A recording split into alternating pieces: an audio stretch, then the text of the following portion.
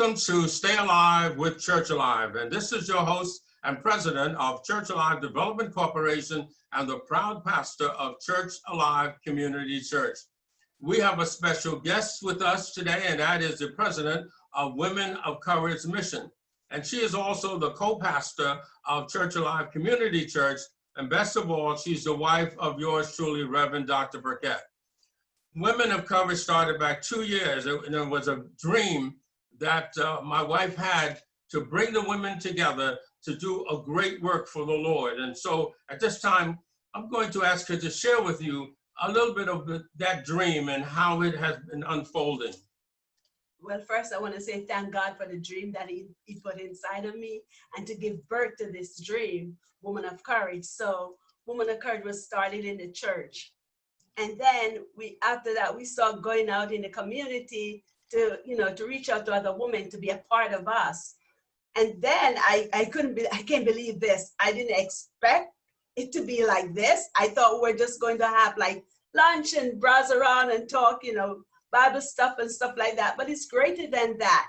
Then we start feeding the community where we getting resources to feed the community, and we go and feed the community. And I started by opening a thrift shop in the Bronx where I get all the clothes from my girlfriends, and we put them in there, and people start to come in and buy stuff. And I'm like, wow, this is great. So I started getting more stuff and bring in, because I realized that people needed clothes, people needed food. So then we reach out to other organizations to supply us with food to feed the community. And I was just blown away to see what God is doing through us. Well, we have some pictures that are coming up of the mission. Turn to me, and the mission has really been a blessing. I'm going to go into the mission, and we're going to talk to a volunteer. She's also a member of Church Alive. But I want to say a few things about her, because she really has stepped in at a crucial time during this pandemic. And then we're going to ask her a few questions about the mission.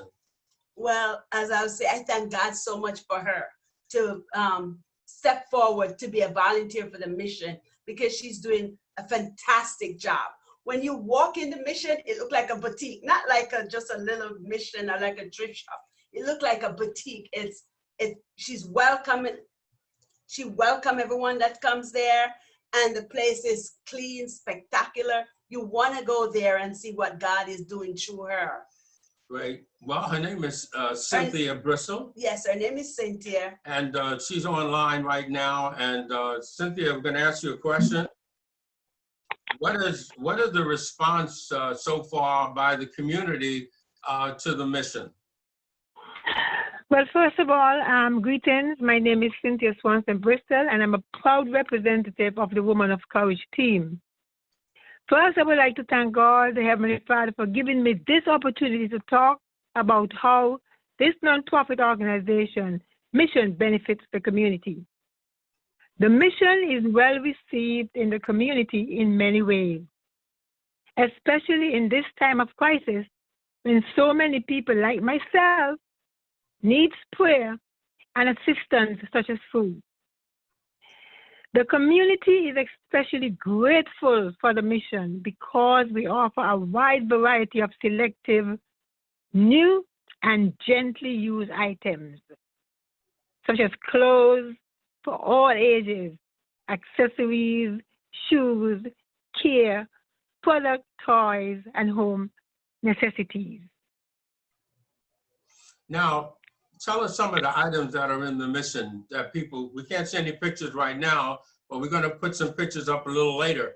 But tell us some of the items that are in the mission. And I think they need to know that, and how folk can also support the mission. I'll tell them about that. But tell us, what do you have in the mission? We have clothing for all ages. We have shoes for all ages, new. Some is new and some is gently used. We have self-care products. We have toys for the adults and toys for the kids. We have home necessities, such as computers, laptops, plates, and so forth. Well, it sounds like you really have a variety of items that the family and also small businesses can help. There's things that you have in there. And I want to commend you for the work. And next time around, we'll be able to get you on camera. But thank you so much. Thank you. Thank you. It's a pleasure. Thank you. You're welcome. I wear a mask for my fellow New Yorkers. My mama, who's a healthcare worker. Nurses and doctors. For my father. For the marginalized communities who don't have access to adequate health care. For my children. My community. Essential workers. Transit workers. The immunocompromised. I wear a mask so we can get back to work. Go to school. Share a meal. See a movie. Hug my friends. Dance together. Go to the theater. See our families. Continue to show support. Take care of each other. Save lives. Stay strong. My son Andrew was always a joy to be around. I always taught him to be accepting of other people. That's why when Andrew was suddenly fired from his teaching job for being gay, my heart just broke. As a parent, how do you prepare your child for something like that? I hope we get to a place where people will be treated with respect, equality, and love.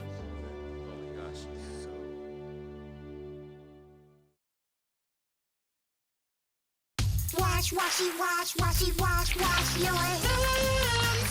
Scrub them while you sing the song. Washy, wash. Rub your hands and fingers and the places in between. Using soap and water makes your hands so clean. Wash your hands. Great job, you're almost done. 5, 4, 3, 2, 1, now dry. Wash your hands for 20 seconds, just like Elmo. 911, where's your emergency? I get shot in my back, friend. Oh my God.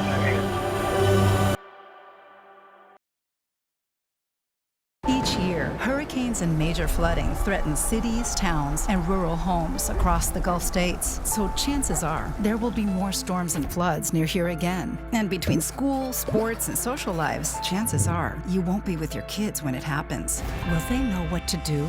Ready.gov/kids has all the educational tools and information to make the conversation easy. When the time comes, chances are they'll feel prepared, not scared. So talk with your family today. Pandemic started, and when it started, a lot of people were going through it, and mainly the nurses and the clinicians, the frontline workers, and Women of Courage did something really unique and special when a lot of organizations were saying, woe is me, and how sad it is, Women of Courage stepped up. Tell us what you've done.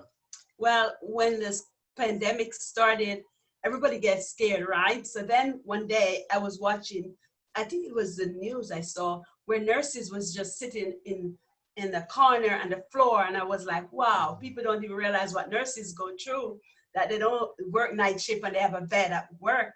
And then I see some of them was wearing like bags over them, like garbage bag, clear garbage bag that, you know, they use to pick up the garbage.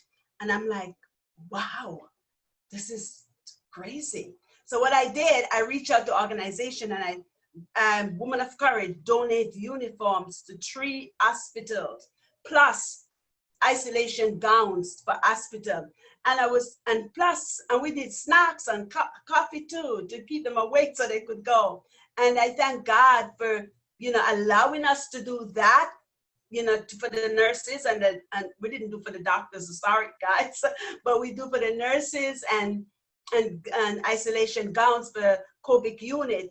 I thank God for allowing us to do that. And the nurses, they were really appreciated what we did for them, because some of them, they don't have time to go home and wash, you know, and to come back to work.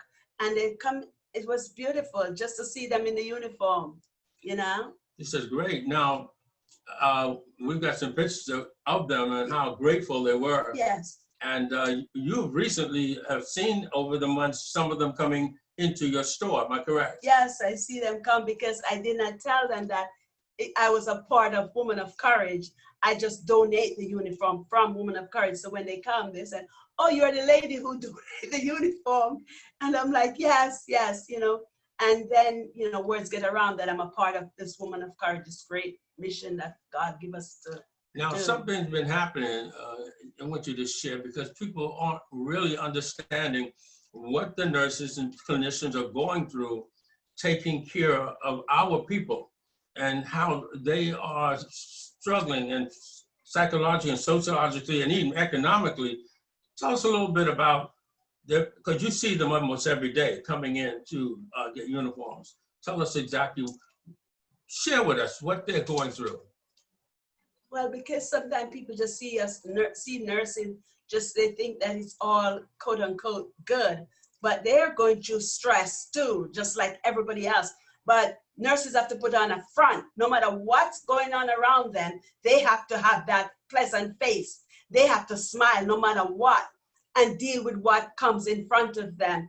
And then when they go home, they have their family to take care of, and they have children too. So it's like, it's stressful on a nurse. So it's very stressful. So that's why we have to pray for them all the time. Pray without ceasing. Ask God to cover them, you know, because they go into patient room and they don't know what they're what they're gonna meet up, and they don't know, you know, and then they have to take it home. Some of them don't have a psychiatrist to go to and talk to about it, but they have to talk to their coworker to strengthen each other. If they don't do that, they break down. They're human too. They're not just nurses and you're supposed to do that. They're great God instrument out there to help us, you know. Now, they've come into your store, of course, to buy uniform, but God has blessed you to be able to counsel them.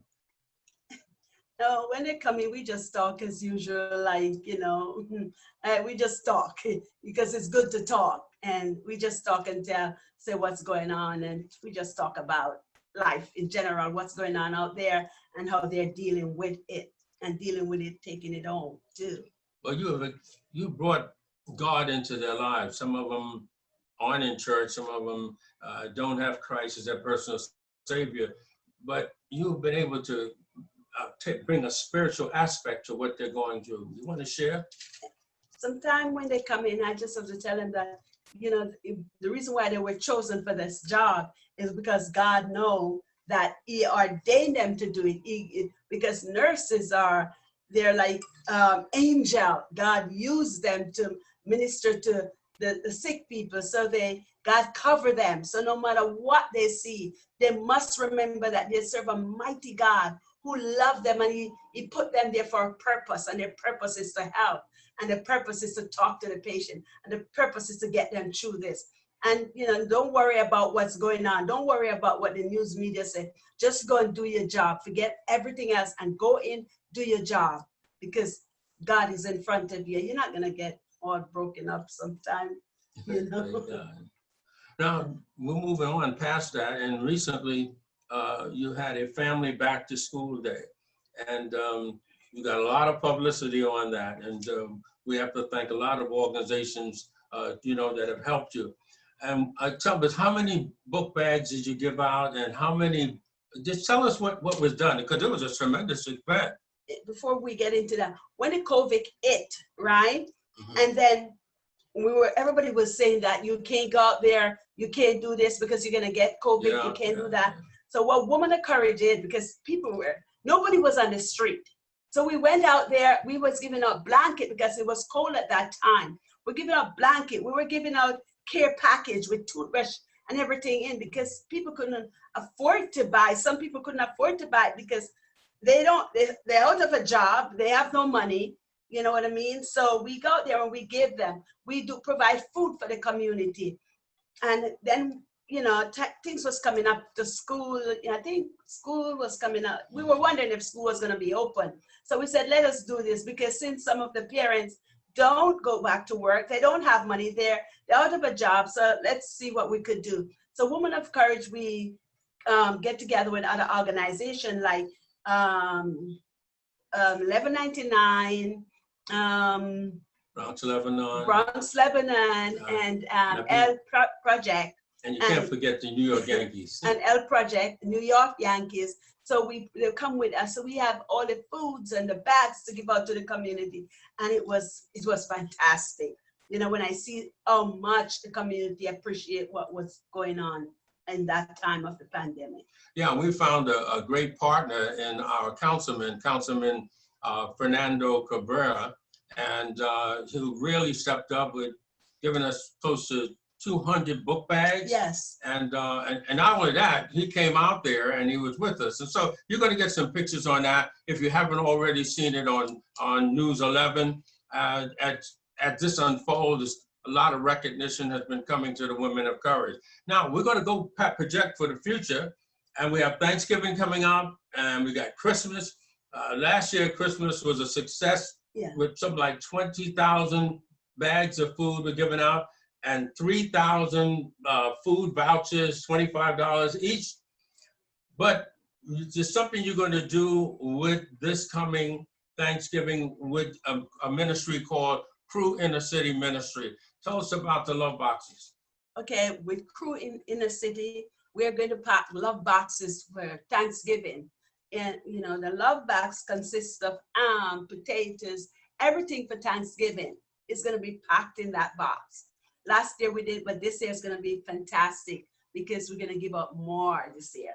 So I thank Cruz for being a part of Women of Courage and to help us out.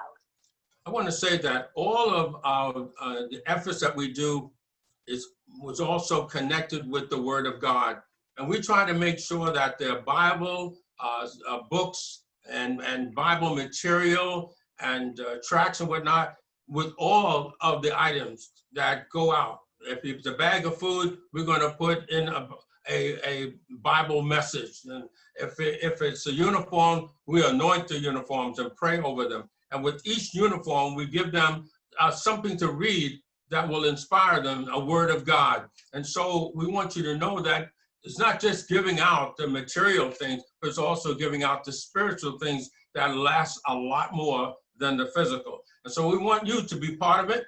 We want you to join with us, join the Women of Courage, call our office, the telephone number is coming up, and you can connect with the Women of Courage, you can connect with the co-pastor and the president of Women of Courage, and really be able to be part of this great work that's making a life better in the lives of God's people, especially during this pandemic time when a lot of ministries have closed down, a lot of churches are closed down. So where would they go? But I thank God for a fearless group of women that are able to say, through it all, no matter what, we're going to go out there and we're going to minister to these people. And you know what? God just covers them.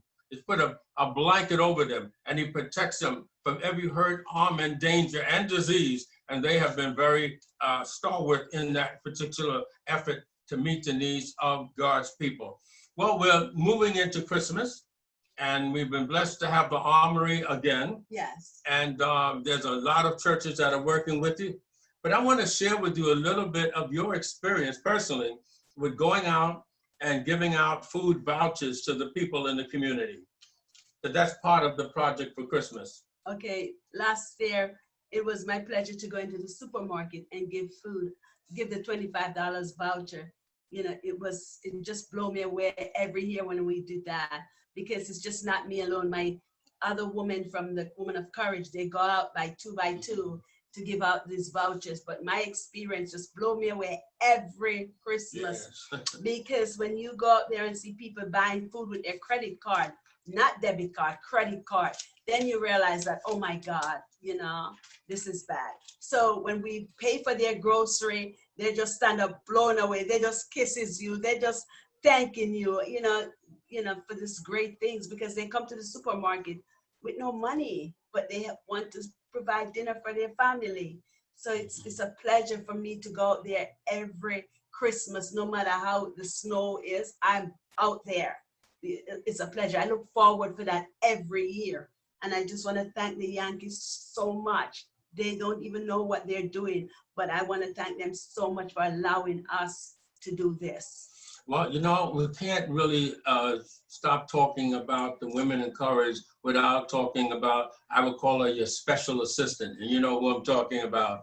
Avis has really been a trooper. And I want to certainly share with the people the kind of help that you've gotten from her. Well, Avis is, she's very special because Christmas, no matter what you ask her to do, she's ready and willing. She'd go out there, she'd pack the bags for the food to give her. She goes out and do the voucher. It's not like we do it like one day you do something else. In that day, we have 10 things put in together, and she's always there to put things together, always there to go out and give out the voucher, always there to pack the bags to give out food. No matter how much snow is out there on the ground, she's always coming to help. And just not her alone, the rest of Women of Courage, as I said, Angela, who's in the mission too, you know, she's always there willing to go to the mission. And Cynthia always there ready to come to tell me, Miss Birkett, this is what you do. I thank God for the great woman that he pulled together, you know. It's just not one. He said we're a link. And if we stay steady, he will strengthen us. And I thank God for the link that he's putting together, because it's a big work. It's not just a one-man work. It's a link. I'm glad you remembered Angela, because when nobody would go to that mission, Angela would be in the mission. I mean, even when they had the flood and going through all the changes and coal and whatnot, she was there, and she became the face of the mission for up until now. But we thank the Lord she has a partner now in Cynthia Bristol and others who are being inspired. And we can name a lot of people, even Lucinda. And folks, we want you to visit the mission, and you'll be able to feel the love of God. And that's the most important thing, to be able to share love with the people who are going through. Many of them now, we're in the most impoverished area of the city of New York.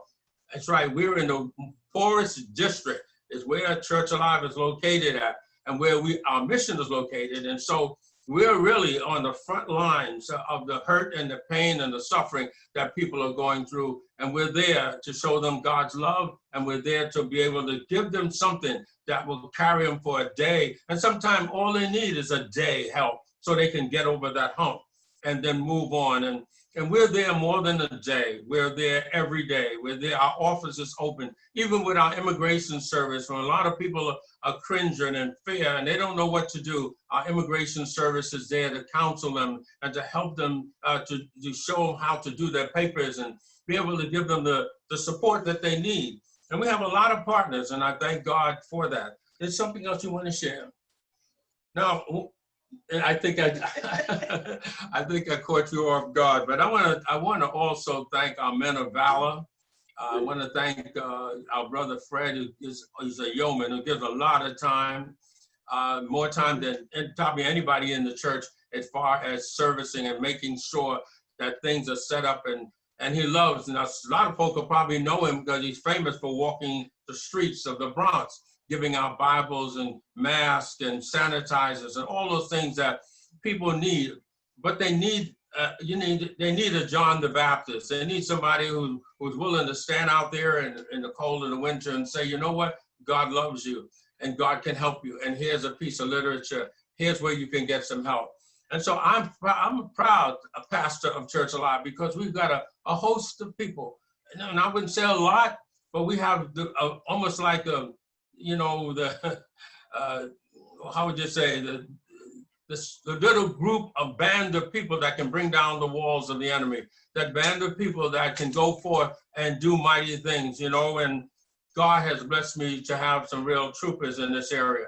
I don't want to leave out the churches that work with us. We have some wonderful pastors that work with us in the ministry and shoulder to shoulder and things that we're doing. And so we want to say a real note of thanks to our Bishop Shoulders and her church, Victory, and also our Reverend Dingle and his church. And we have many others, but those two particular churches, along with Mark Bay and others that are really saying, I want to do this great work.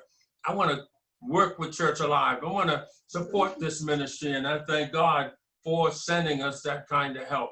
And, we are faced with some real problems.